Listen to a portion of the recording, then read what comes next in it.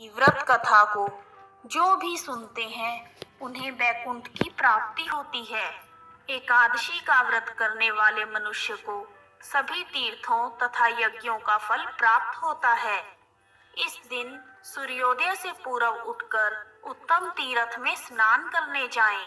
इसमें गोबर, मिट्टी, तिल, कुशा तथा आंवले के चूर्ण से विधि पूर्वक स्नान करें। स्नान आदि से निवृत्त होकर भगवान श्री हरि विष्णु भगवान की विधि विधान से पूजा अर्चना करें। पूजा के समय पद्मिनी एकादशी व्रत की कथा सुने।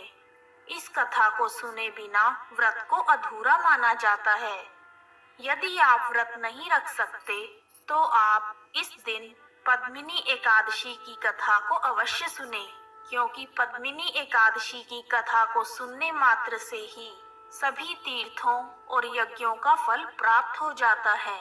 आइए शुरू करते हैं पद्मिनी एकादशी की कथा। एक बार युधिष्ठिर ने श्री कृष्ण से पूछा, हे केशव, अधिक मास की शुक्ल पक्ष की एकादशी का क्या नाम है? इसमें आपके किस रूप की पूजा की जाती है?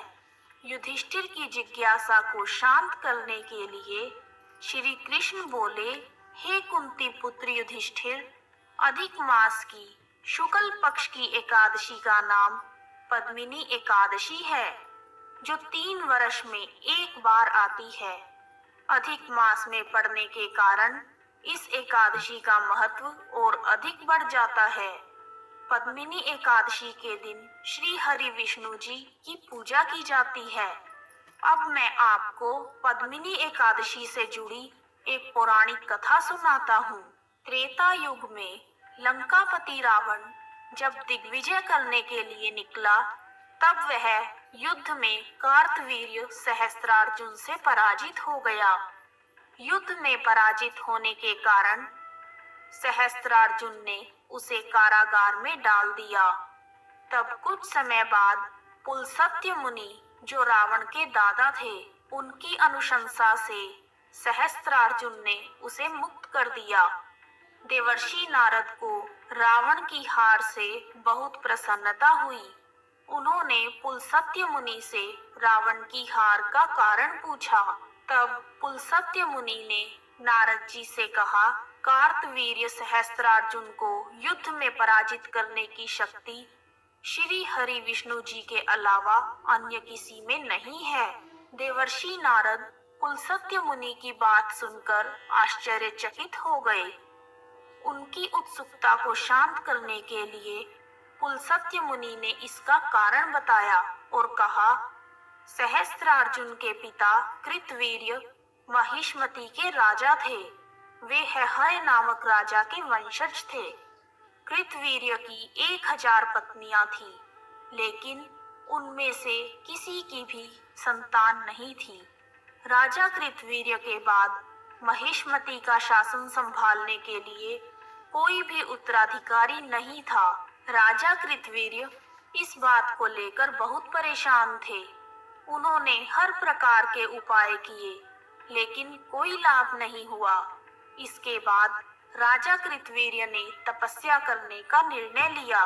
जब उनकी पत्नियों ने राजा के निर्णय के बारे में सुना, तब उनमें से एक पत्नी पद्मिनी राजा के साथ वन जाने के लिए तैयार हो गई। राजा कृतवीर्य ने अपना कार्यभार मंत्रियों को सौंप दिया और भगवे वस्त्र पहनकर जोगी के वेश में पत्नी पद्मिनी के साथ गंधमादन पर्वत पर तपस्या करने के लिए निकल पड़े। रानी पद्मिनी और राजा कृतवीर्य ने 10,000 साल तक तप किया, फिर भी उन्हें पुत्र रतन की प्राप्ति नहीं हुई। इसी बीच देवी सती अनुसुईया की रानी पद्मिनी से भेंट हुई। उन्होंने रानी पद्मिनी को मल मास के बारे में बताया और कहा, मल मास को 3 वर्ष में एक बार आने के कारण सभी मासों में महत्वपूर्ण माना जाता है। मल मास में शुक्ल पक्ष की एकादशी का व्रत करने से तुम्हारी मनोकामना अवश्य पूर्ण होगी। श्री हरि विष्णु जी प्रसन्न होकर तुम्हारी इच्छा को पूर्ण करेंगे। रानी पद्मिनी ने विधि विधान से मल मास के शुक्ल पक्ष की एकादशी का व्रत किया। इससे प्रसन्न होकर भगवान विष्णु ने उसे पुत्र प्राप्ति का आशीर्वाद दिया। उस आशीर्वाद के कारण पद्मिनी के घर एक बालक का जन्म हुआ, जिसका नाम कार्तवीर्य रखा गया। इस समस्त संसार में उसके जितना बलवान कोई भी नहीं है। तीनों लोकों में भगवान श्री हरि के सिवा उसको जीतने का सामर्थ्य किसी में नहीं है। यही कारण है कि रावण को कार्तवीर्य सहस्त्रार्जुन से पराजित होना पड़ा। नारद जी को सारा वृतांत सुनाकर पुलस्त्य मुनि वहां से चले गए। तब भगवान श्री कृष्ण ने युधिष्ठिर से कहा, हे धर्मराज, जो भी व्यक्ति पद्मिनी एकादशी का विधि विधान से व्रत उपवास करते हैं और पद्मिनी एकादशी की कथा को श्रवण करते हैं, उन्हें समस्त सुखों की प्राप्ति होती है और अंत में वैकुंठ लोक की प्राप्ति होती है। कथा समाप्त। कहानी सुनने वालों का भी भला और सुनाने वालों का भी भला। जय श्री हरि विष्णु भगवान।